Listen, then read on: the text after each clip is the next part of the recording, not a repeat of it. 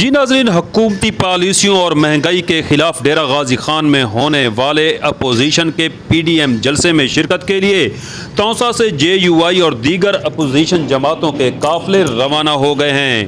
قافلوں کی قیادت جے یو آئی کے رہنما خواجہ مدثر المحمود اور مولانا امان اللہ کیسرانی کر رہے ہیں۔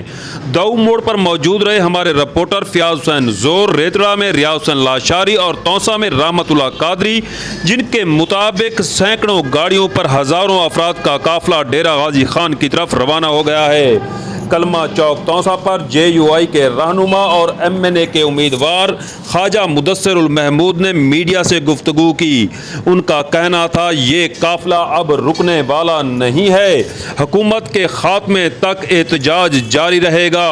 انہوں نے کہا لوگ اب سڑکوں پر نکل آئے ہیں، حکومت کو نوشتہ دیوار پڑھ لینا چاہیے۔